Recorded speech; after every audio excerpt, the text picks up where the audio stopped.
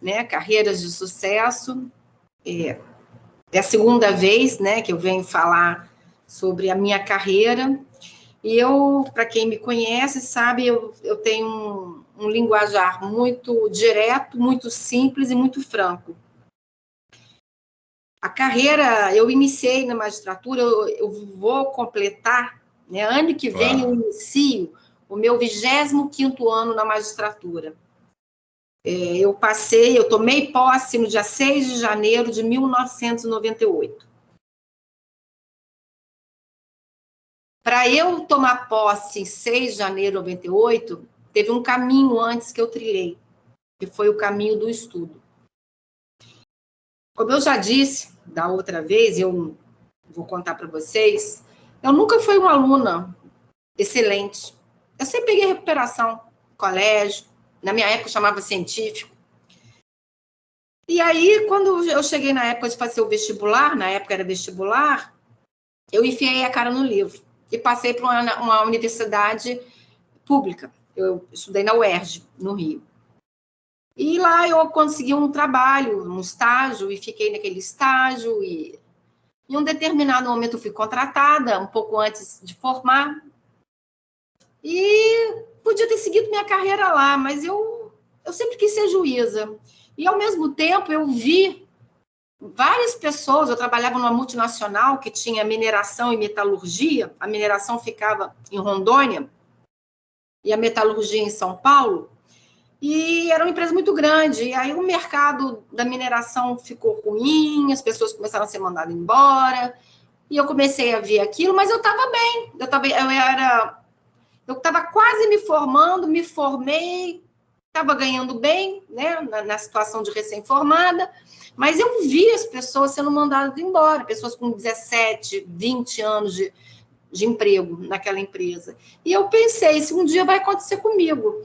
E eu quero para minha vida, eu sempre quis ser juíza ou cabeleireira, fiz direito, escolhendo a área do direito, né, a jurídica, e pensei comigo, não, eu vou fazer juiz, vou ser juíza, eu quero ser juíza, vou deixar essa empresa para me dedicar ao concurso.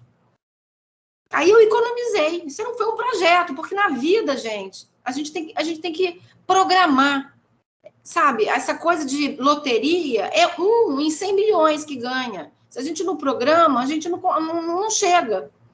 Então, eu programei a minha saída dessa empresa, eu fiz um pé de meia, conversei com o presidente da empresa, fiz um aviso prévio de 3 meses e saí para estudar. Só que eu não estudei. Eu fui gastar o dinheiro que eu tinha economizado. Eu era jovem, eu estava, né? Era praia, né? Minhas amigas, viagem e tal.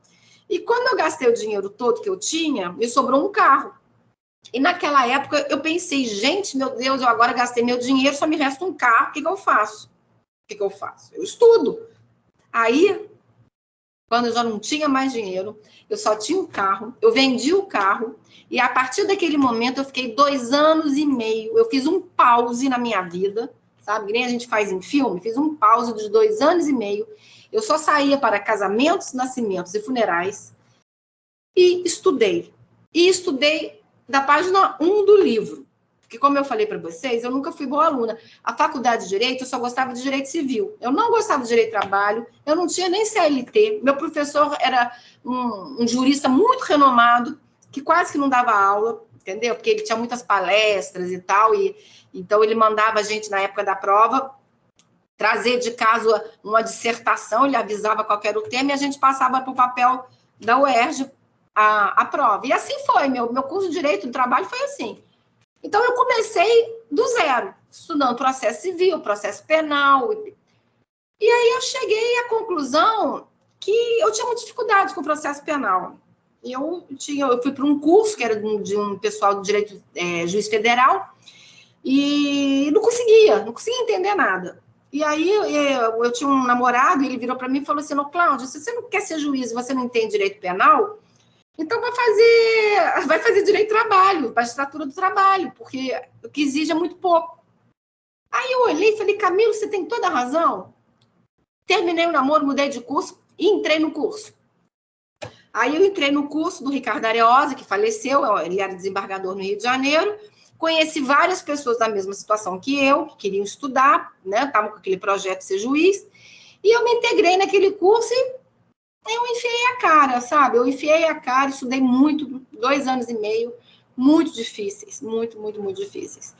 Mas, para você conseguir ter um êxito, não basta só estudar, você tem que ter sorte e você tem que ser muito honesto com você mesmo. A cada prova que eu fazia, né, magistratura do trabalho são 5 etapas, né? Então, não passava na primeira etapa. Na primeira etapa eu sempre passei, que era aquela múltipla escolha. Eu não passava na segunda. Aí eu voltava para casa e eu fazia um exame. O que eu não sei? Aí eu não sei nada de processo civil. Então, eu começava do zero. Juro, eu comecei da página 1. E não passava para a página 2 se eu não tivesse entendido a página 1. E assim eu fiz com todas as matérias, sabe? Administrativo, constitucional. E estudei muito. E passei. Aí, quando eu passei, que começou uma outra história.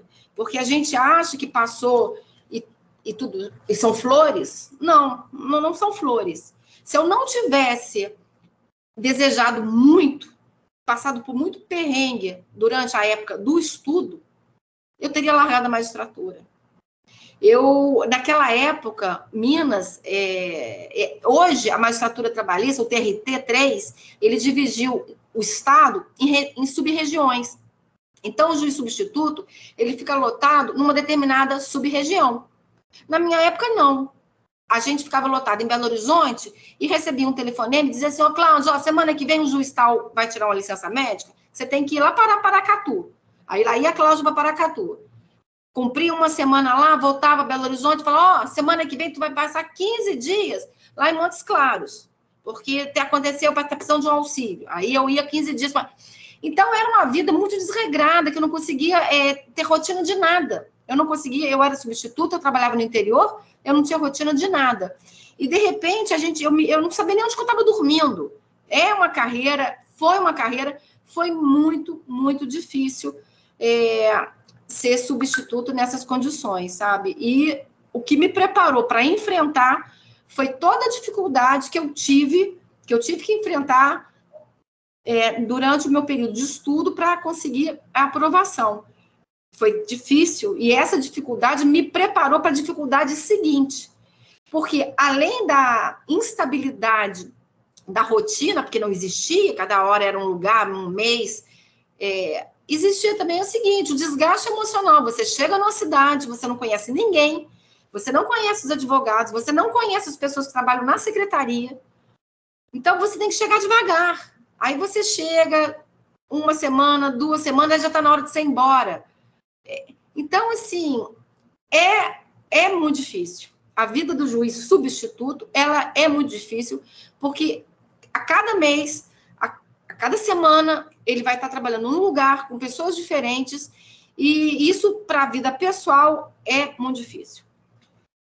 Mas eu fui, aí em um determinado momento eu falei, não quero mais saber de interior, aí eu já estava mais antiga na carreira, fui ficando em Belo Horizonte, arrumei um problema de coluna aí que eu não podia mesmo sair de Belo Horizonte, fui ficando por lá, até que eu fui promovida. Fui promovida, como o doutor Regis falou, em 2011. Aí a promoção, a gente fica contente, né? Vou virar juíza titular. A promoção foi uma punição, porque eu fui lá para Paracatu. Paracatu fica 2 horas e meia depois de Uberlândia. Fica 50 quilômetros de Goiás. Paracatu, eu fui super bem acolhida. Mas, para a minha vida pessoal, não foi bom. Não foi bom, porque era muito longe do centro, onde eu estava acostumada, Belo Horizonte. Mais um desafio, né? E ali não é por um mês, não é por 1 semana. Você fica como titular na cidade até aparecer uma outra vaga que você tenha antiguidade suficiente para remover. Mas eu dei sorte, porque eu fiquei 3 meses em Paracatu, apareceu uma vaga em Teoflotone, e eu era a mais antiga que postulou a vaga, então eu fui me embora para Teoflotone. E lá em Teoflotone eu fiquei mais 9 meses, ou 10, já não me lembro mais. E assim eu fui, de Teoflotone eu pulei para Ipatinga, na verdade é Coronel Fabriciano, que tem as varas, né? E lá já tinha colegas, Coronel Fabriciano era uma vara que tinha, era um fórum, né? São 4 varas lá, porque tem isso. Igual Itajubá. Em Itajubá eu sou a única juíza do trabalho. Não tem colega para conversar, para trocar uma ideia, né? Hoje, com internet. Mas vocês imaginam isso há 25, 20 anos atrás, 15 anos atrás, né? Então, é assim, é muito difícil, é muito solitário. E fui, então, para Coronel Fabriciano, né, que eu estava falando. Aí eu fui morar em Patinga, fiquei lá acho que um ano e meio, muito trabalho, e de lá eu fui para Pouso Alegre. E de Pouso Alegre eu fiquei mais um ano e pouco, sei lá, e vim embora para Itajubá, onde eu cheguei em agosto de 2014. E fico até hoje, né, o doutor Regis, o doutor Jansen estão sabendo, eu pedi remoção, eu vou sair da vara do trabalho de Itajubá, eu estou indo para a vara do trabalho de Barbacena, a pedido, remoção de trabalho é sempre a pedido, né? Na justiça, né? Porque o juiz é inamovível. Então, se um juiz sai da vara é porque ele quer sair. Então, eu fico só até o final do ano, sabe? Mas o que eu tenho a dizer para vocês é que exige muito esforço, muita dedicação, mas eu me realizei. E o doutor Regis, agora ele mencionou, né, um dado novo aí no meu currículo, que aconteceu esse ano, eu vou explicar para os senhores. Eu recebi a comenda alferes Tiradentes da Polícia Militar. Outro dia, eu também recebi um diploma da Polícia Civil. Por quê? Porque em 2018, eu, junto com o Ministério Público do Trabalho, na pessoa do doutor Carlos Alberto Costa Peixoto e do doutor Matheus Biondi, eu conversei com eles, por uma questão pessoal, eu conheci o comandante da Polícia Militar da época, e eu conheci os delegados, o doutor Alexandre e o doutor Mário. E nesse momento que eu conheci eles melhor, eu me dei conta da carência material, tanto da delegacia quanto da polícia, né? Eles não têm equipamentos, eu me deparei com jovens investigadores querendo trabalhar, o delegado querendo trabalhar, a polícia militar querendo trabalhar, mas não equipada, porque o Estado ele tem aquela dificuldade financeira que todo mundo sabe, né? Tem orçamento, tem dificuldade. E aí eu tive a ideia desse projeto, que culminou com essa medalha, que era todo o dinheiro, toda condenação em ação civil pública, né, que o Ministério Público ajuizava, toda indenização por dano moral coletivo causado pelo empregador, nós destinamos para equipar as polícias, entendeu? Então, desde 2018 até agora, semana passada eu inaugurei o telado fotovoltaico, até a doutora Jussara Jansen estava lá também, no batalhão, primeira batalhão em Minas a ter um painel, não é um painel, não, eles chamam de usina fotovoltaica. Foi com dinheiro, instalamos lá 33 painéis, foi com dinheiro de processo trabalhista. Compramos viaturas, compramos rastreadores, compramos bloqueadores de fuga, munição, máquina para fazer, medir a velocidade né, para fazer colete à prova de bala, drone, enfim, muita coisa.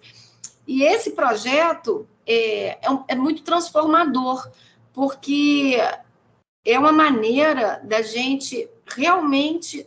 Foi o que eu falei com o doutor Carlos, ele que iniciou o processo ao distribuir ação civil pública, né? E eu acompanhei tudo, né? A instrução, o julgamento, o recurso, a execução, conseguimos o dinheiro, pegamos esse dinheiro e implantamos, e destinamos à aquisição de equipamentos, né? É claro que tem todo um procedimento que a gente toma conta de licitação, enfim, dá um trabalho danado, e eu faço pessoalmente. Isso é muito grande. Então, no meu 24º ano de magistratura, eu posso dizer para vocês que essa realização profissional, ela ainda ficou maior por causa dessa destinação que a gente resolveu em conjunto, né, porque é uma parceria, aplicar para o bem da coletividade da nossa jurisdição. Então, isso ultrapassa o processo. Então, foi muita boa vontade do doutor Carlos, muito empenho meu, das autoridades policiais também, muito sérias, que esse projeto pode ser desenvolvido. Então, assim, hoje vocês estão iniciando os estudos, vocês vão encontrar dificuldades, é normal encontrar dificuldades, mas eu vou dizer para os senhores uma frase que eu disse muito. Na minha vida, de um limão, eu faço uma limonada. Né? Esse projeto, ele decorre de uma situação limão que aconteceu na minha vida. Tá? Então, desse limão, eu fiz uma limonada. E tanto os delegados quanto o comandante e o coronel-geral da PM, eu estive lá em Belo Horizonte com ele para ganhar a medalha, eles falam comigo que a gente não tem noção do bem das pessoas que foram beneficiadas com esse nosso projeto, né? Então, assim, os senhores têm uma vida pela frente, a satisfação, o sucesso para mim, vou dizer para os senhores, é esse.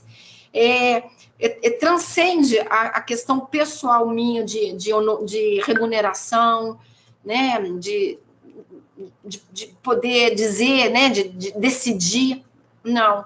A minha realização profissional, ela hoje eu posso dizer aos senhores, é que eu descobri essa possibilidade de atingir um contingente muito maior de pessoas através desse projeto, e como juíza ainda teria vários outros. Eu estava conversando aqui com o doutor Reis agora há pouco, sobre uma outra ideia que eu tive, sabe, de distribuir conhecimento, de ajudar as pessoas. Eu acho que nosso sucesso na carreira não é só uma questão remuneratória, é questão da satisfação, da realização de fazer algo que gosta, e se os senhores conseguirem aliar isso ainda, a possibilidade de ajudar, né, de forma solidária a um número enorme, maior de pessoas, então façam.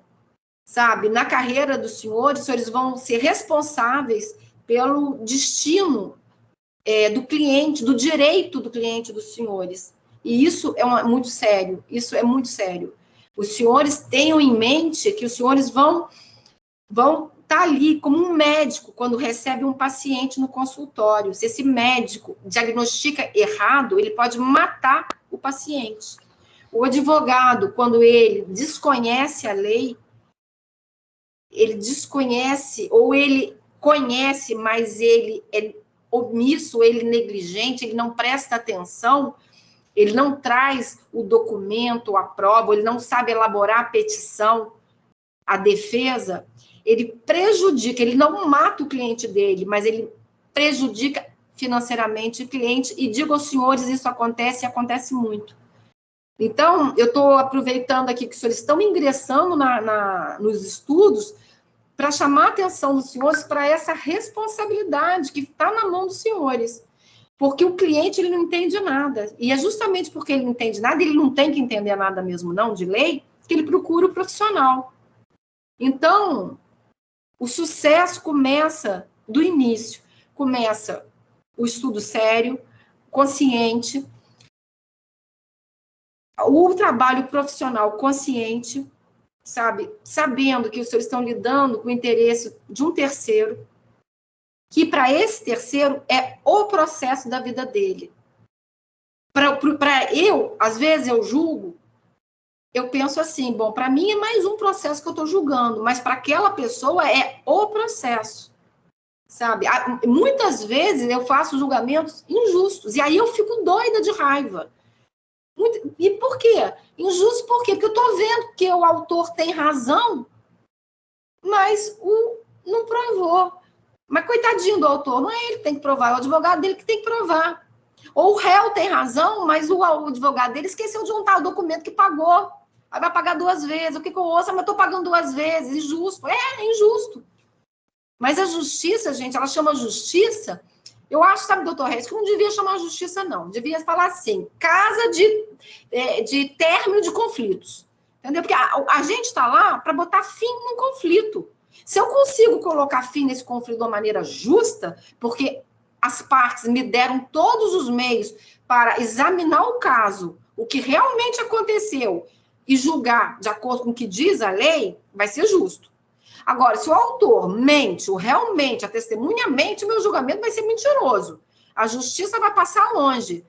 Aí fica aquela sensação de injustiça. Eu ouço demais todo mundo falar isso. Foi injusto, foi injusto. Entendeu? Mas ninguém... Mas o leigo, ele não entende. E quem é o injusto é sempre o juiz.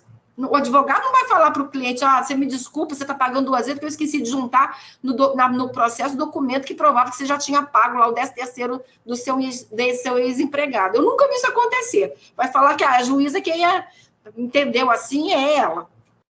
Ninguém assume responsabilidade. Então, essa questão da justiça, né, se os senhores têm essa ideia, esse desejo de fazer justiça, a maneira mais, assim, que pode possibilitar é advogar com atenção e com conhecimento. Porque se o advogado não tem atenção e não tem conhecimento jurídico, ele vai contribuir para fazer injustiça, né? A injustiça vai ser colocada nas costas do juiz, pelo leigo. Mas saibam, senhores, e tomem essa consciência, se os senhores almejam uma justiça justa, essa justiça justa começa com o trabalho dos senhores, não é um juiz, são os senhores. Por isso que o curso de Direito é importante ser encarado de uma maneira séria. Evidentemente, tem matérias que os senhores vão gostar, outras os senhores não vão gostar, as que vão identificar mais vão estudar mais, os senhores vão terminar os 5 anos, e quando terminarem, quando forem se dedicar a uma área, vou mexer com direito civil, vou direto com administrativo, com direito de trabalho, parem, estudem e ajudem a justiça a fazer justiça, que esse é o papel do advogado, está escrito lá na Constituição, né? É essencial a administração da justiça. Mas se o advogado que desconhece a lei, ele é o que contribui mais para a injustiça, mais que o juiz, apesar de não levar a fama. Então, isso que eu, assim, gostaria de falar para os senhores, entendeu? Se tiverem alguma pergunta para fazer, eu estou à disposição, doutor Regis, para resolver, mas o sucesso da carreira depende de esforço, de dedicação e de programação.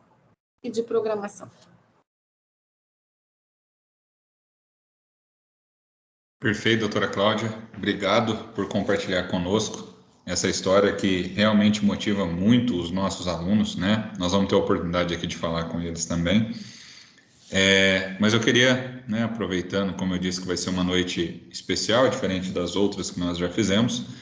Dr. Jansen, o senhor quer se manifestar? Assim, mais uma vez aqui, tendo essa oportunidade de escutar a história de vida da doutora Cláudia, né? Uma história de dificuldade, mas ao mesmo tempo de sucesso. Acho que vem bem ao tema aí carreiras de sucesso, né? Depois de tanto esforço, de tanta dedicação, me recordo muito, doutora Cláudia, quando eu era funcionário da Justiça do Trabalho, eu convivia com vários juízes substitutos e a sua queixa era a queixa de todos, né? Ou seja, eu sou um cigano, né? Eu sou um juiz cigano. Eu não tenho lugar fixo, eu durmo em qualquer lugar, eu vou para qualquer lugar. Antigamente era bem difícil, né? E não tinha todos os recursos que temos hoje, né? Essa facilidade de estarmos à distância conversando, não tinha internet, não tinha uma série de coisas, né? Mas, doutora, mais uma vez, os parabéns pela sua vitória. Eu sei que a senhora é uma pessoa vitoriosa na sua vida, tanto profissional, pessoal. Sabe que acompanhamos a sua carreira aqui, as suas dificuldades, né, os acontecimentos que Deus lhe proporcionou. uns bons, outros muito difíceis, mas a senhora soube superar. Até essa comenda que a senhora recebeu, e todas as que a senhora receberá daqui para frente, pode ter certeza que foram frutos da sua dedicação, do seu amor ao próximo, né? E eu falava muito isso para os colegas, aqueles que às vezes, eventualmente falavam assim, nossa, mas a juíza é um pouco enérgica. Eu falei, ela não é enérgica, ela está colocando o direito acima de tudo. E o direito tem que ser a função do juiz, e nossa também, dos advogados. Então a gente tem que saber separar o juiz da pessoa. Esse é o maior legado que eu sempre falo, aprendi na Justiça do Trabalho, convivendo com juízes, aprendi na vida profissional, falo isso para meus colegas, que a gente tem que sempre saber separar. O juiz está ali para julgar, dentro das provas, e ele não... E na vida pessoal, ele é uma pessoa como outra qualquer, né? Tem suas dificuldades, tem suas alegrias, e a senhora, parabéns por ter superado tudo isso. E agora nos deixando, né? A gente fica, de certa forma, triste. Não era o que gostaríamos, né? Queríamos que a senhora ficasse até a aposentadoria aqui, mas, de qualquer forma, quando a gente gosta de alguém, a gente deseja o melhor, né? É até chato quando a gente fala para uma pessoa assim, nossa, você poderia estar fazendo uma coisa melhor do que essa que você está fazendo aqui ao meu lado. A pessoa, nossa, você não gosta de mim. No meu caso, né, a gente quando gosta de alguém, a gente quer ver a pessoa bem, né? Como não importa onde, né? E é o que nós desejamos para a senhora. Eu, em especial, desejamos sucesso, não importa onde a senhora esteja, seja em Barbacena ou outra comarca, que a senhora seja feliz. E depois da aposentadoria, que siga uma carreira também, né? Acho que a senhora, como a senhora falou que já faz planejamento, né? Deve estar aí fazendo os planejamentos pós-aposentadoria. Né? E com muito merecido, doutora. Muito obrigada, doutor Jansen, muito obrigada mesmo por tudo, né? Por todo o apoio que o senhor sempre me deu, né? Desde o início. Eu tenho só a agradecer ao senhor, tá? Muito obrigada. Eu que agradeço. Obrigado, doutor Regis, pelo convite. Obrigado, doutor Jans, pela participação.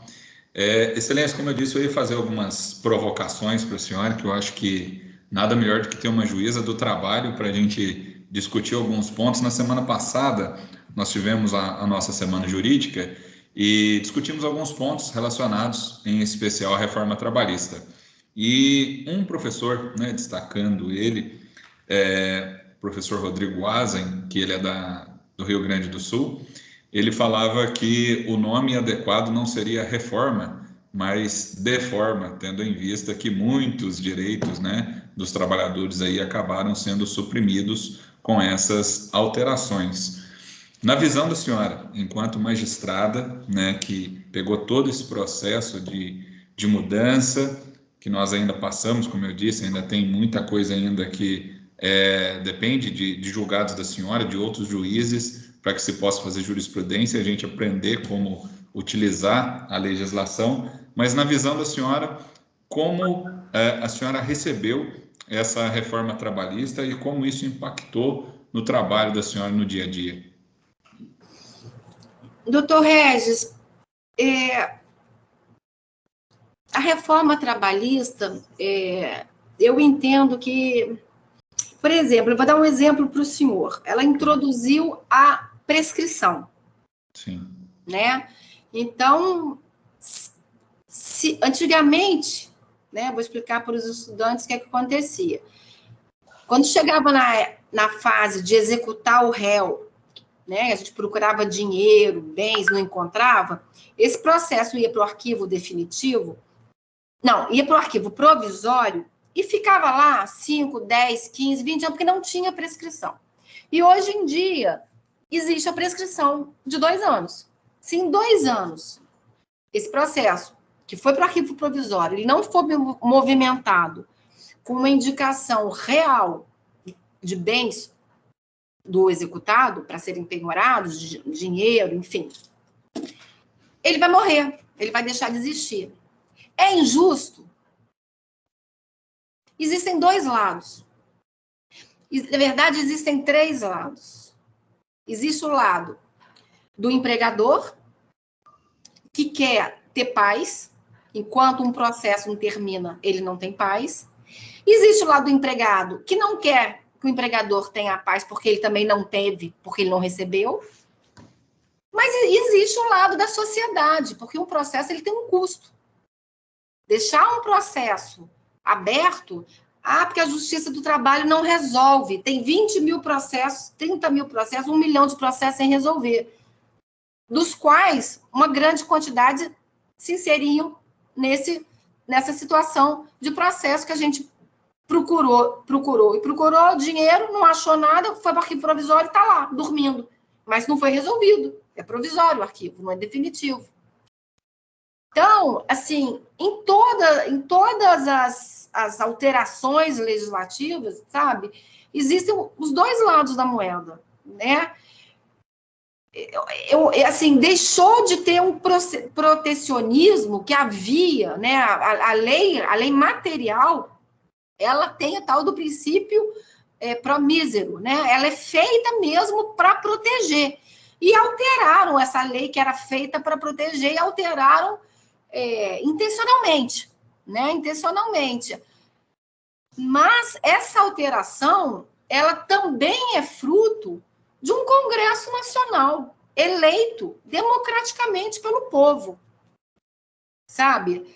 Então, assim, movimentos sociais deveriam ter acontecido, a participação popular deveria ter acontecido.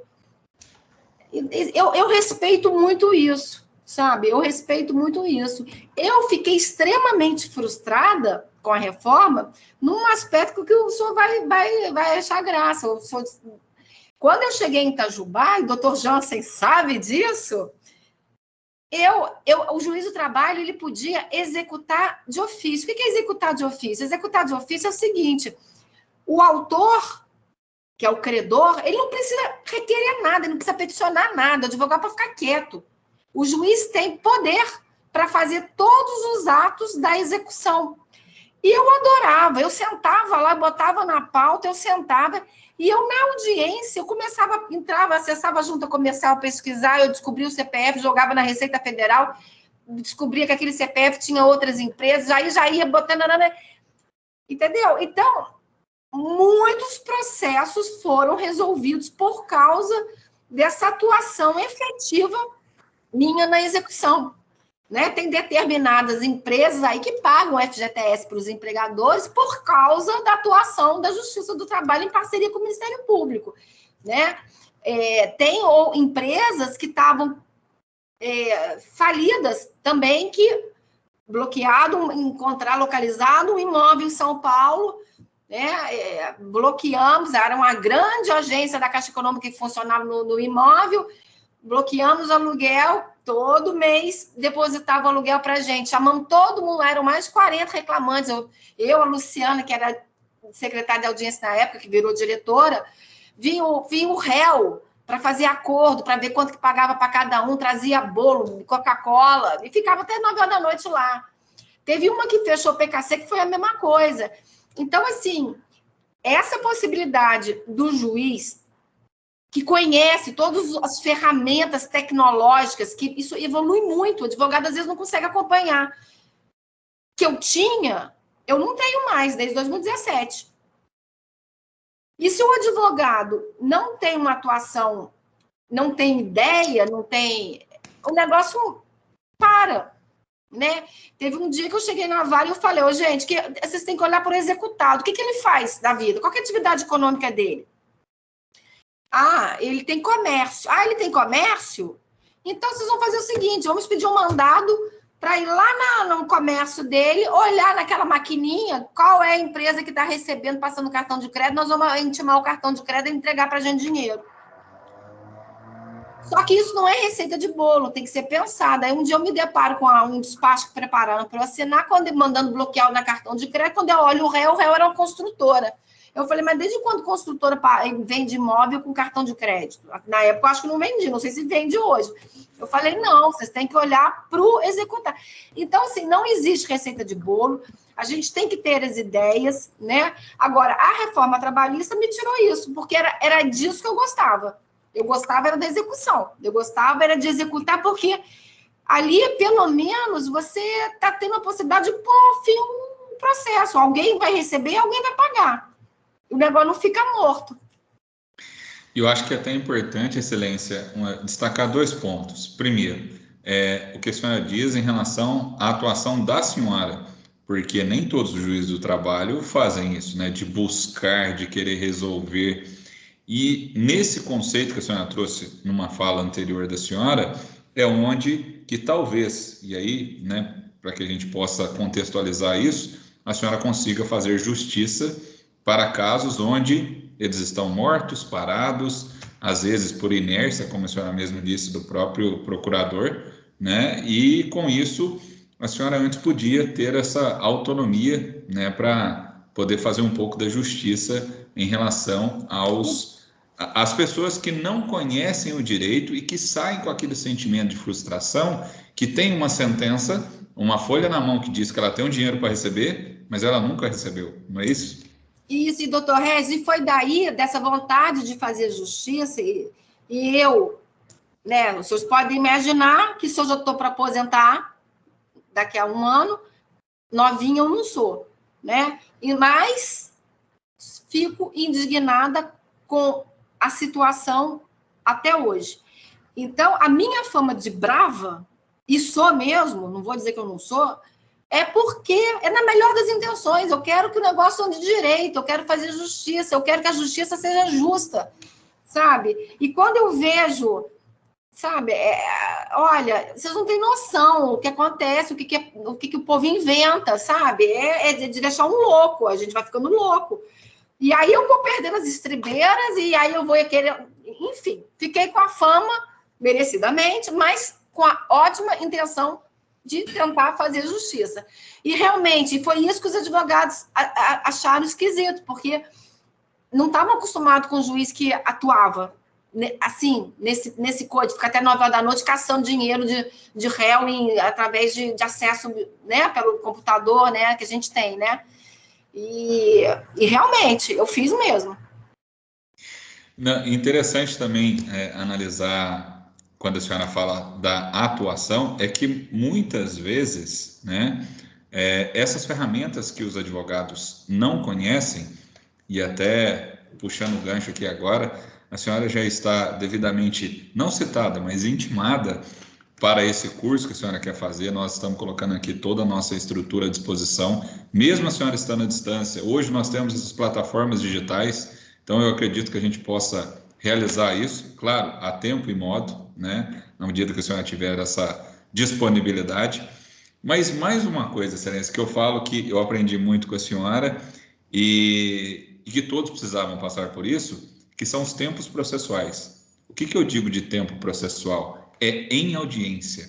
A senhora está falando que não tem uma receita de bolo, mas tem alguns atos na audiência que eu já perdi, e falo, comento muito de uma audiência que nós tivemos, que a senhora estava presidindo, e que eu perdi um momento processual de requerer para a oitiva do reclamante, e eu estava pela empresa.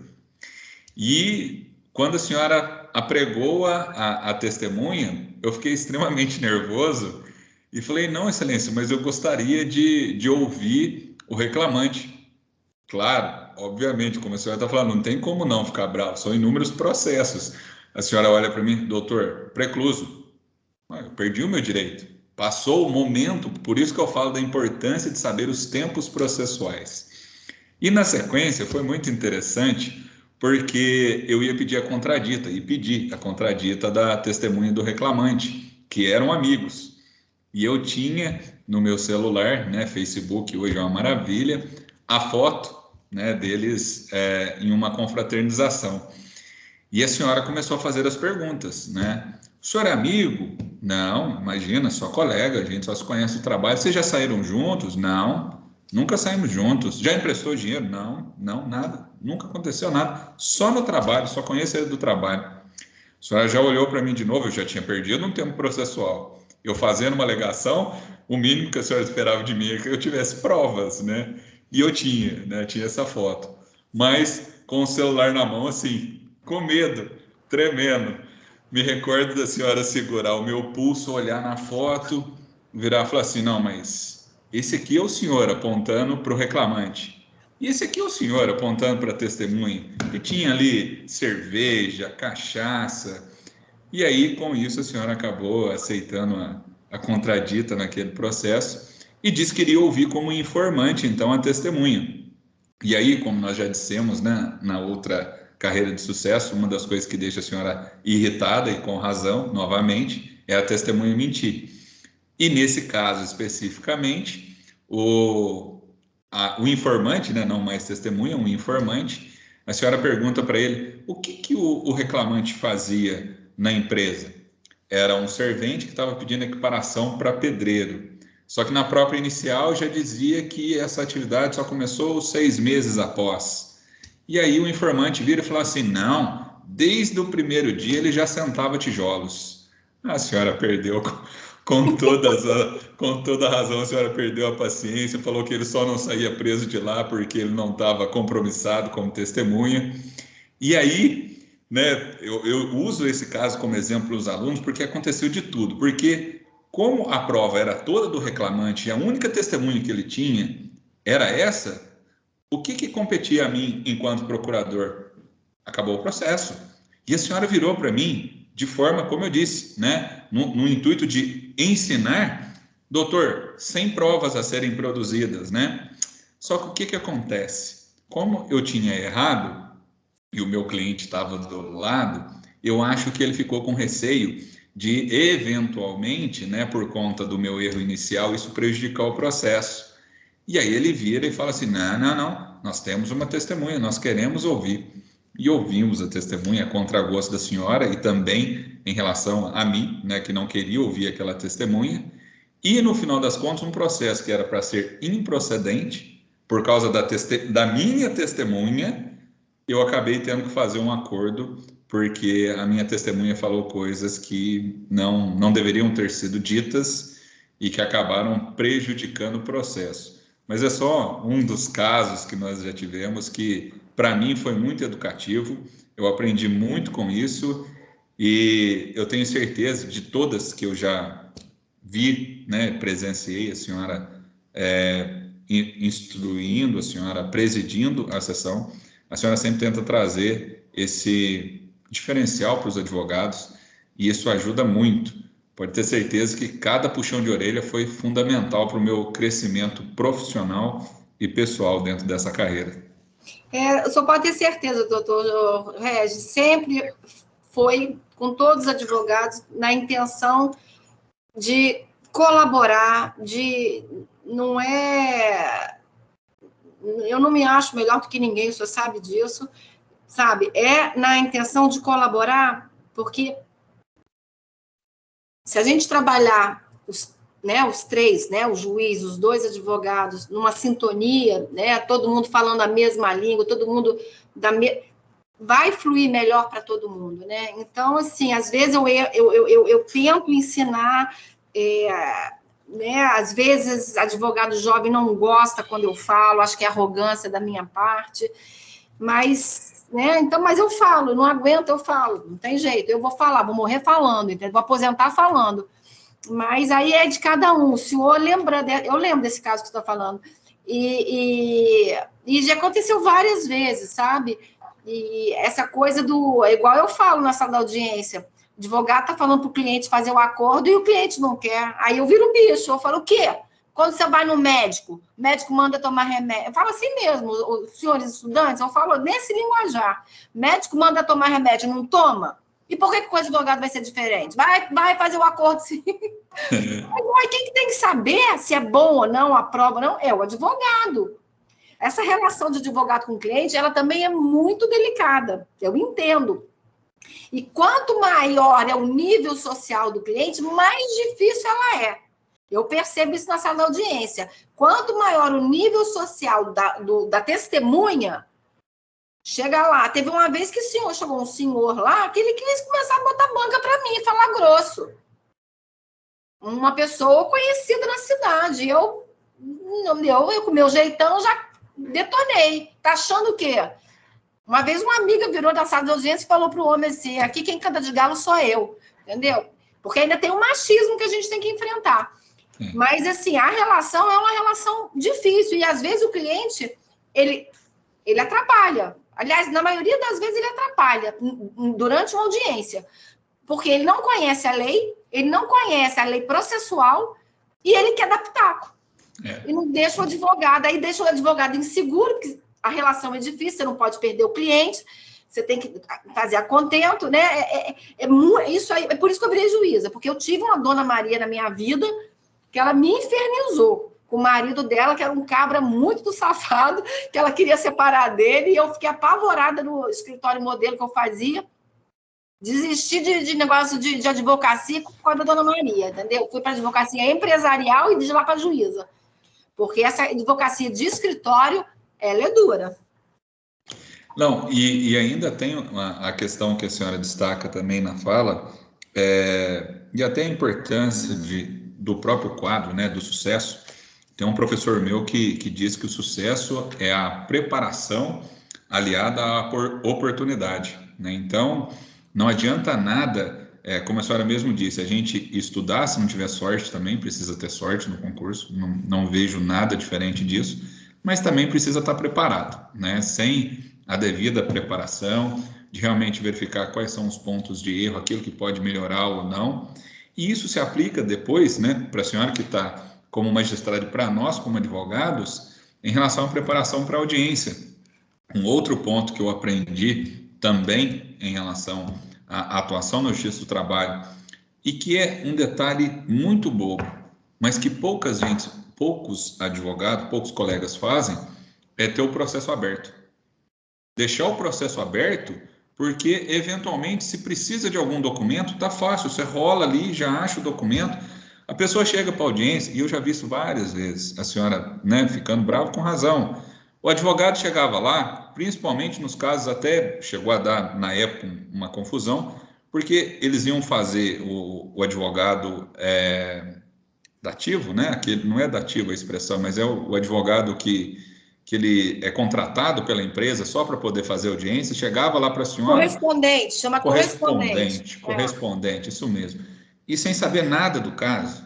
A senhora perguntava, não tinha autonomia nenhuma para poder fazer nenhum tipo de acordo, não tinha para quem ligar, e ficava ali, como a senhora mesmo disse, utilizando o tempo da máquina pública, sem qualquer tipo de resultado, simplesmente para procrastinar o processo e, eventualmente, até frustrar uma eventual execução. Então, vejo também, nesse ponto, a importância, né, do que nós estamos falando, de alguns caráteres, né, algumas características educativas que são de extrema importância e que muitas vezes os advogados não se preparam para fazer uma audiência. Doutor Reis, agora com a audiência virtual, o que eu vejo vários advogados, eu não vou citar os nomes, eu vejo eles assim, ó, celular na mão, conversando comigo, aí eu falo, doutor, cadê o documento? Que página que tá? Não sei. Eu falei, o quê? Eu que tenho que procurar? Eles transferem tudo para mim. Eu falo, não, agora eu me lembro. Não, abre aí, vai abrir o processo, ai. Tá recebendo do cliente, eu que vou fazer, ele tem que saber. Mas aí é que tá. São esses detalhes que fazem a diferença. E aí, eu acho, sabe, doutor, isso que eu estava falando, é isso. Eu saio da magistratura e eu penso muito quando eu entrei. Eu queria fazer justiça, tá?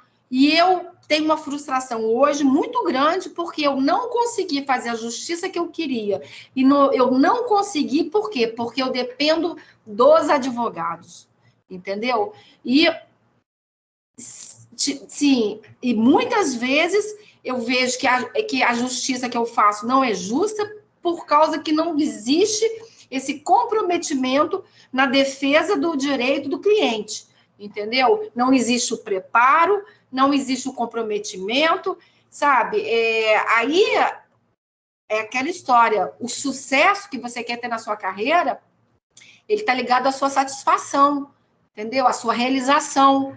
Então, os senhores que estão começando a vida profissional, acho que a primeira pergunta que os senhores devem se fazer é essa: que tipo de advogado que eu quero ser? O advogado que vai exercer o papel constitucional dele, entendeu? Que é ajudar a administrar a justiça, a fazer uma justiça justa, ou é aquele que que escolheu a profissão, mas que, na verdade, o importante mesmo é, no final do mês, ter um determinado valor lá, né, dos clientes, pouco importando o resultado do processo do cliente dele, né? Eu acho que está faltando muito isso, sabe? Essa ideia por parte do advogado de que ele realmente, a justiça só vai ser justa se ele fizer a parte dele direitinho, sabe? Assim como tem juiz, tá? Tem juiz também que não sabe nada, que não conhece nada e que não ajuda a fazer. Não adianta nada os dois advogados serem excelentes e o juiz ser uma droga. Então, é um trabalho de três. É um trabalho de três, né? E eu tenho pensado muito nisso. Eu acho que isso tem que ser falado que o Brasil só vai melhorar se a gente, cada um fizer um pouquinho. E os senhores, como estudantes de direito, que vão se tornar advogados, a participação dos senhores, de repente, é essa. Nós estamos dando um exemplo, né, Excelência, de algo que a gente trabalha todos os dias, né? Então, eu falo que eu sou suspeito para falar de direito do trabalho porque eu cresci dentro do escritório de contabilidade, então isso está dentro de mim, eu gosto muito disso. Mas cada um, dentro das escolhas que fizer ao longo da carreira, se preparar e se dedicar. Como a senhora destacou algo muito importante, para nós advogados e para a senhora como juíza, pode ser só mais um processo, mas para o cliente é o processo da vida dele. Ele tem aquela sensação, né? E muitas vezes, eu acho que isso que é importante também, que a senhora se depara com isso lá também, eu vejo alguns colegas que agem dessa forma, de não ser claro para o seu cliente. Veja, manter o cliente não é falar o que o cliente quer ouvir, são duas coisas diferentes. Porque muitas vezes o cliente está errado. Ele contratou, não anotou a carteira de trabalho, não pagou os direitos trabalhistas e depois chega para o advogado, se vira, resolve para mim. Não tem essa. A gente vai tentar economizar. Recentemente nós até tivemos uma audiência, Excelência, até dando um feedback, a gente não precisa, obviamente, falar nomes, fechamos um ótimo acordo em 1/6 do valor do que era a causa. Eu até tive que fechar o microfone, porque na hora que o cliente pediu para fazer a proposta para a senhora, ele voltou atrás. Ele não queria mais fazer o acordo. Eu falei, não, o processo é seu. Você tem certeza? Eu abro o microfone, peço desculpas e retiro a oferta. Não tem nenhum problema. Nós vamos ser a lisura nesse ponto. Só que tudo que a doutora Cláudia está falando vai estar na sentença, só que maior. Você vai ter que pagar mais. Está disposto a fazer isso? Então, eu acho que esse que é o papel do advogado, de trazer a realidade para o seu cliente e não florear uma situação, não. Imagina, não registrou a carteira? Não, pode ficar tranquilo. A gente chega lá na Justiça do Trabalho, faz um acordo lá indenizatório e não vai ter mais nenhuma consequência, não. Paga só um valor lá e está tudo certo. Infelizmente, eu ainda vejo muitos colegas que trabalham dessa forma e que acabam ainda deixando pior a nossa imagem de advogado, que promete algo que não pode cumprir. E como a senhora disse no início da fala, nessa hora, quem leva a fama de ruim é o juiz, não é o advogado. Porque o advogado não vai falar que ele errou, que ele que não passou a realidade dos fatos. Não, é a juíza que entendeu assim, que seria dessa forma que deveria ser aplicado. Não é um pouco disso que a senhora encontra no dia a dia?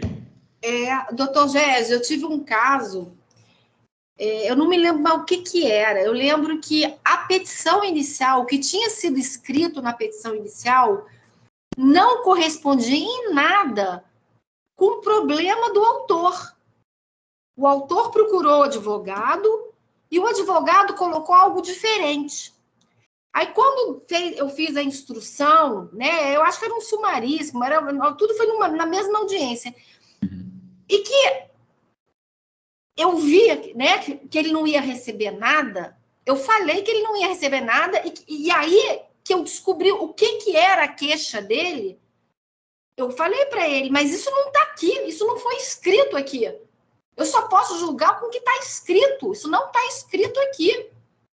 E pior, eu vou condenar o senhor a pagar os honorários do outro advogado. Bom, aí, nesse jeitão, aí o homem foi embora. O advogado foi embora, o advogado ficou mudo, foi embora, não sei o quê. De repente, me volta bate naquela portinha de vidro, era o autor chorando. E aí, o que ele fazia?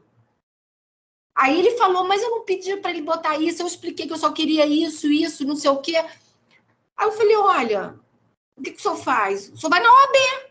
Vai lá na OAB e conta, fala, vai sair a sentença, o senhor vai lá e conta, explica lá para tomar uma providência, porque se o senhor pediu, contou um caso A para o seu advogado coloca no papel B, ele tem a responsabilidade dele, sabe? Mas, assim, se acontecem umas coisas que são assim, a gente fica... Ao longo dos anos, eu acho até que os estudantes estão começando, deviam fazer uma agenda, né? Os casos, as coisas mais pitorescas e tal, porque é verdade. A questão, a relação do advogado com o cliente, ela é uma relação difícil, tem que ser na confiança, mas o advogado tem que saber administrar, no caso, advogado de empresa, de empregador, administrar o prejuízo dele se ele não cumpriu a lei. O advogado tem que antever. Isso aqui vai dar ruim porque ele não fez isso, fez aquilo, não tem recibo daquilo. Então, ele pode ter uma condenação de 50, então deixa eu diminuir o prejuízo, deixa eu tentar fazer um acordo por 20, por 15. Né? E o autor tem que ter também, o advogado do autor, saber se ele vai conseguir provar, se não vai, se aquela empresa vai ter fôlego, aquele empregador vai ter fôlego para pagar. Porque não adianta nada também ter uma sentença de 50 mil reais e o empregador ser um comércio pequenininho que vai fechar no dia seguinte. Melhor fazer um acordo de 5. Então, assim, a gente tem que ser muito lógico, mas a sala de audiência ensina muito. Por isso que eu recomendo, todo mundo tem que assistir a audiência. Quanto mais assistir, melhor. Porque a gente vai aprendendo, são com os casos, com o caso concreto, fica mais interessante, que a gente vai aprendendo. Eu me lembro um dia que teve um jovem advogado que tinha entrado com ação, sabe o negócio de república? Até os estudantes, pois é, tinham contratado uma empregada para trabalhar na república. Aí terminou o curso lá dos estudantes e eles voltaram para casa, tinha ficado um aqui em Itajubá, 2 tinham ido embora para não sei aonde, e na hora de citar, era um processo sumaríssimo, ou seja, processo sumaríssimo, o endereço do réu tem que estar correto, senão a gente arquiva. Na hora de citar, apareceu só um réu, dizendo que o outro tinha ido embora para São Paulo, o outro tinha ido para Campinas, e que o endereço que estava lá estava errado, não sei o quê, né? Então, 3 réus, 2 que não foram, que estavam com o endereço errado, que já não correspondia ao endereço da República, e um lá na República. Aí o advogado não sabia o que fazia. Não sabia o que fazia. Eu não me lembro o que aconteceu. Mas, quando terminou a audiência, que eles saíram da sala de audiência, nós que estávamos lá dentro, nós começamos a conversar, eu com os advogados, eu não lembro se só estava. E aí os advogados assim, mas o que ele faz nessa... Né? Desiste? Tinha um que sabia. Desiste em relação aos que não estavam, porque Desiste. Quem responde pela pagamento, nesse caso de república, é qualquer um deles. Ele que se virasse com uma ação regressiva depois. Exatamente, igual família, mora o pai, a mãe e 4 filhos, não precisa ajuizar contra os 6. Ajuiza contra a mãe, contra o pai, contra um dos filhos, é o núcleo familiar que responde, basta um do núcleo familiar. Sim. Mas o advogado, na época, ele não sabia. Tem um outro ponto, Excelência, que a senhora deixa, né, muito livre em audiência, e eu estou dando aula para eles esse semestre de Direito do Trabalho, até já mandei a tabelinha para eles. Ó, se vocês querem advogar, tenham isso no guarda-roupa de vocês, algo que vocês consigam ter em mente. Verbas de caráter indenizatório, verbas de caráter salarial. Porque, em especial para advogados, né, que vão trabalhar para empresas, você também pode, né, diante desse cenário, economizar um pouco para o seu cliente, diante daqueles pedidos que são na petição inicial, colocando verbas de caráter indenizatório do valor, né, que for eventualmente aí, fechado em acordo durante a audiência. E eu já presenciei, eu estou falando isso porque eu já presenciei colegas que quando foi passado a palavra para eles, doutor, como é que o senhor quer discriminar as verbas? Sabe quando dá aquela tela azul do Windows? Travou, ele não sabia o que falar. E o que me deixa assim, muito incomodado, igual a senhora fala de frustração, eu sou um professor. Eu não consigo ver o meu colega passando por uma dificuldade e não ajudar. E nesse dia, na audiência, como eu não estava sentado, eu falei, eu não vou também interferir, porque eu não estou, né, como parte, né, não estou aqui como advogado de uma das partes.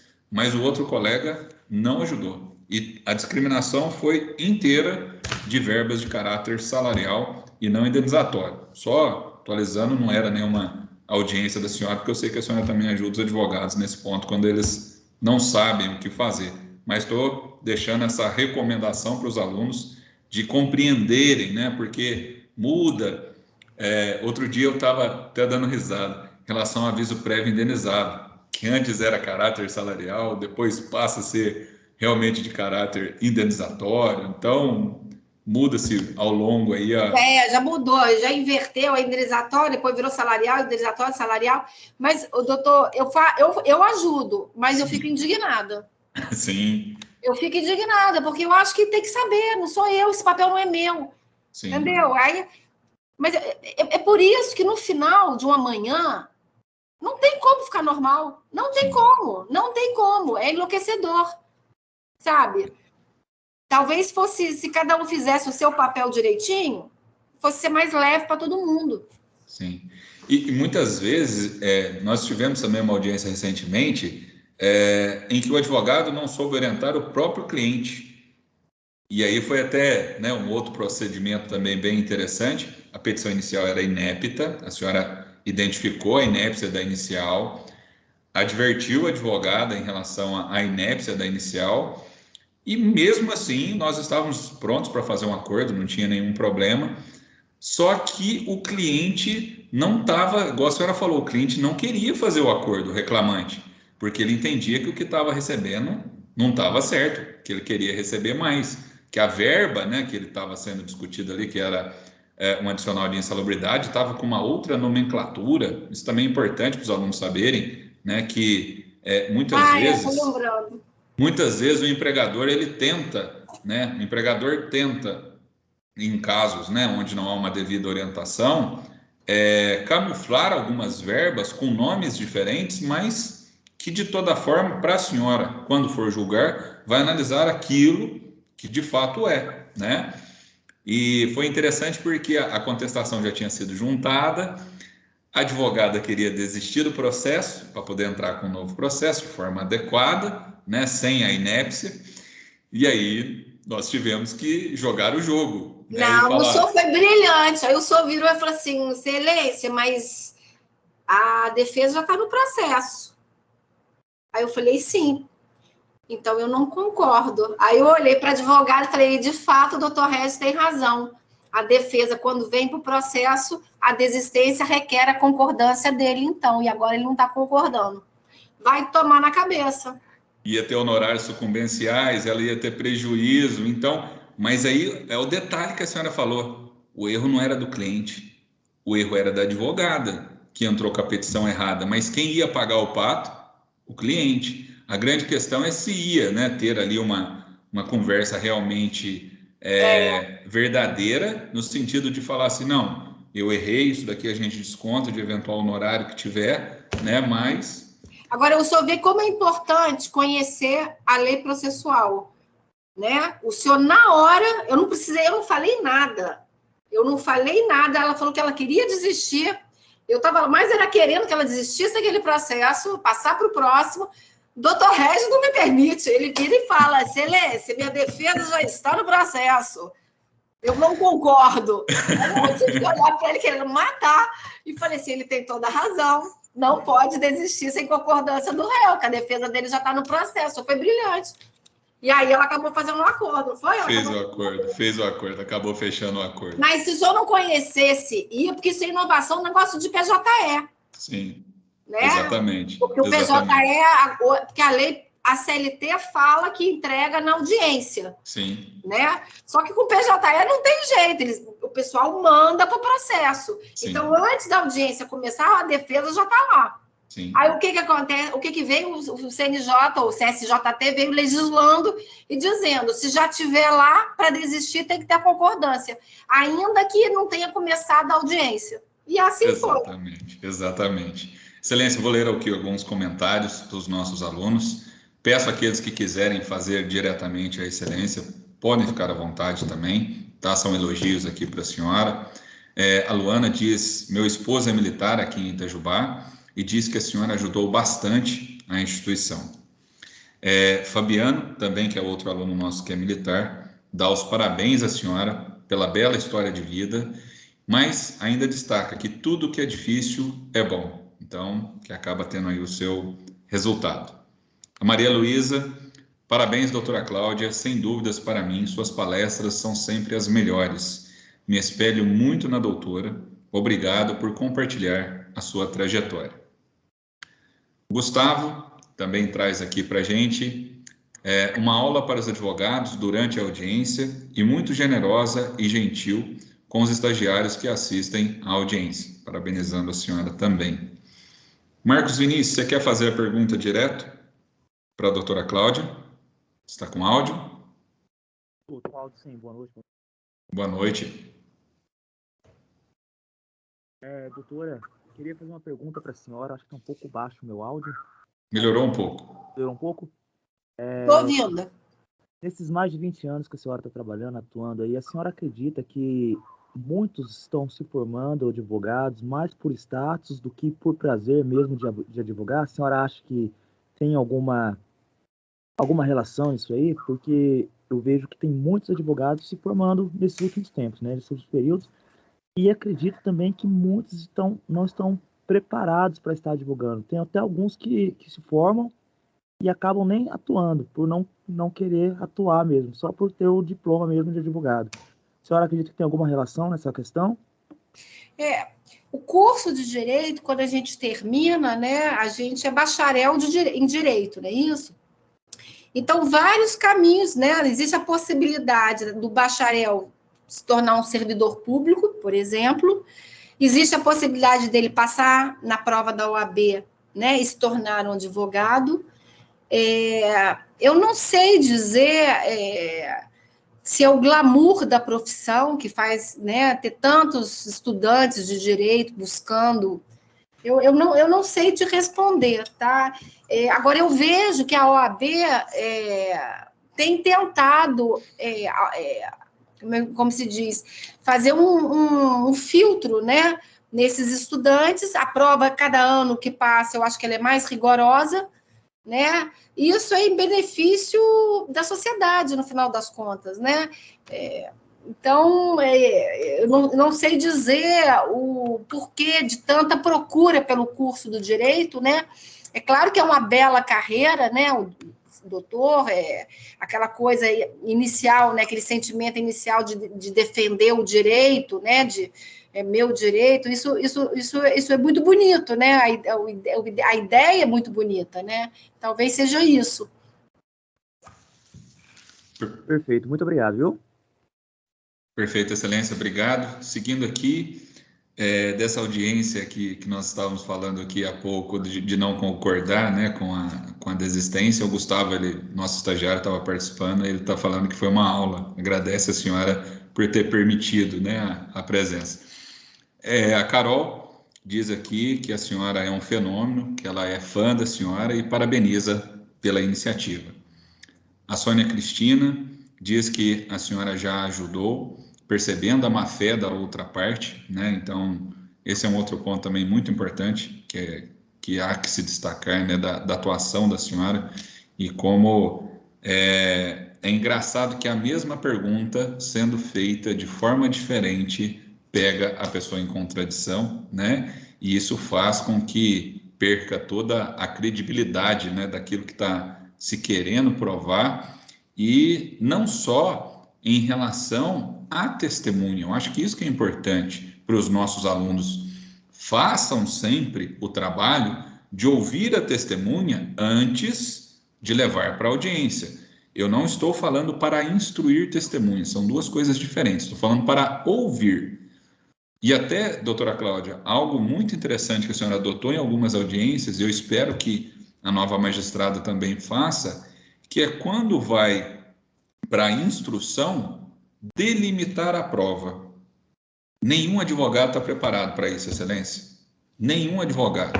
E confesso que... Deixa eu explicar para o senhor. Eu comecei com isso, foi iniciativa minha. Uhum. Porque eu comecei a gravar. E eu não transcrevo para ata da audiência. Então, pensando em depois ter que ouvir tudo para poder fazer o julgamento, eu pensei, eu vou delimitar, porque o CPC fala em delimitar a prova antes de começar a instrução. Eu pensei nisso. Não, surpresa, passado algum tempo, sei lá, uns 2, 3 meses, eu recebo uma resolução do CSJT dizendo que quem grava a audiência deve identificar, igualzinho eu faço, identificar a qualificação da testemunha na ata, delimitar a prova, entendeu? Hoje em dia, isso está numa resolução do CSJT. Eu não sei se meus colegas fazem, mas quando eu comecei, não existia. Mas eu acho que eu não sei se é CSJT ou se é TRT3. Eu ainda brinquei com a Evana, que é minha secretária de audiência, e falei, Evana, estou copiando a gente. Mas por quê? Porque a gente tem que eu vou falar para uma coisa para os senhores, a gente sempre tem que pensar o que o ato da gente vai causar na frente. A gente não pode tomar um ato sem pensar naquela consequência. Então, quando eu resolvi começar a gravar as audiências, eu pensei, eu vou gravar, mas e aí? Como é que vai ser depois para ouvir? Aí eu falei, não, eu tenho que cortar, eu tenho que começar, aí passou para um outro embate meu com os advogados. Vamos delimitar a prova. Aí o advogado vira para mim e fala assim, eu quero provar hora extra. Aí eu respondo, mas doutor, hora extra é pedido. A prova são fatos. Objetos de prova são fatos alegados na petição inicial e que foram contestados na defesa. Porque se não foi contestado, esse fato se tornou incontroverso. Não precisa mais ser provado. Eu vivo falando isso lá. Não é? Entendeu? Mas, assim, é um dia a dia ali, mas tá fluindo, né? Tá fluindo. Tá. Não, e o que é interessante disso que a senhora está falando é que muitas vezes, o que os advogados, né, alguns fazem, eles entram com um pedido de reconhecimento de vínculo. Então, qual que é a delimitação de prova? Reconhecimento de vínculo. E aí, o que eles passam a perguntar? Da jornada, se o cara tinha intervalo para refeição, se não tinha, se ele tirava, né, o intervalo intra-jornada, entre uma jornada e outra. Então, são perguntas que o que ele está querendo fazer? Utilizar a ata da audiência para depois entrar com uma nova reclamação trabalhista. Assim, se nós estivéssemos dentro de uma situação, né, digamos, de normalidade em audiência, até que eventualmente a senhora poderia analisar ou não a pergunta. Mas quando nós estamos falando de um processo em que ele é eletrônico, em que as audiências, né, o fluxo ele é muito mais rápido, isso exige muito mais da senhora. Então, imagina, a pessoa quer comprovar o vínculo empregatício, a senhora tem que ouvir todo o depoimento falando de jornada de trabalho, que não tem nada a ver. Mas eu procuro indeferir, doutor. Quando eu percebo isso, eu indefiro e falo que não é objeto de prova. Não, mas agora, até eu já usei isso numa audiência da senhora. Excelência, não está delimitado dentro do que ele quer provar. Exatamente. Se eu não perceber, tem que me lembrar, falar, porque não pode deixar acontecer isso. Porque está preparando um outro processo. Exatamente. Então, assim, está usando do processo para uma outra finalidade. A Gisela, excelência, parabeniza a senhora, dizendo que foi uma excelente palestra, uma história de carreira muito linda. E o Gustavo está com a mão levantada, ele quer fazer alguma consideração para a senhora. Por favor, Gustavo.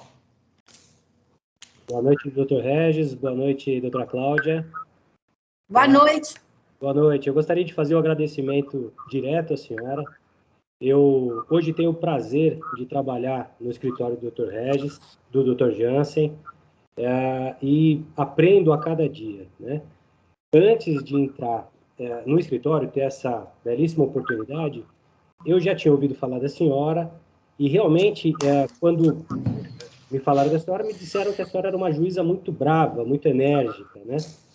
E tenho tido, assim, grandes oportunidades e sempre que posso assisto às audiências da senhora e tenho uma visão hoje que a senhora é muito firme, mas é muito gentil e sempre que é possível dá uma aula realmente para os advogados, corrige algum erro.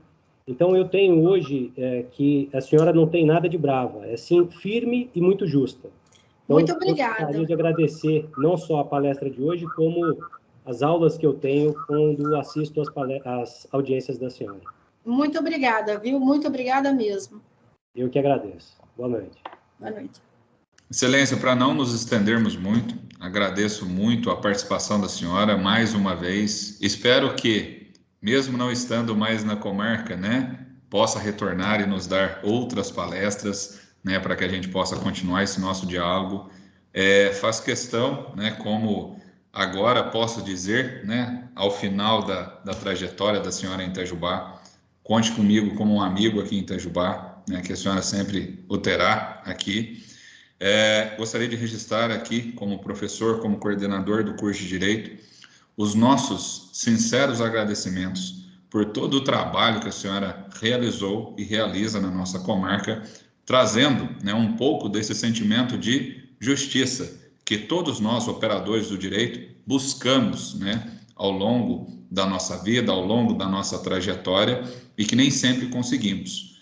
Muitas vezes vamos ficar frustrados, como a senhora disse, sim, mas nem por isso nós devemos deixar de buscar, de aplicar o direito de forma adequada, de levar para aqueles que não conhecem o direito o que de fato é, não inventar, não trazer nada que nós não possamos realmente entregar e não transferir a responsabilidade para os magistrados. Afinal de contas, nós somos atividade meio, nós não somos atividade fim. Nós estamos ali, como a senhora mesmo disse, poderíamos até mudar o nome para uma casa de fim de conflitos e não para a justiça do trabalho, porque muitas vezes ela não consegue ser realizada.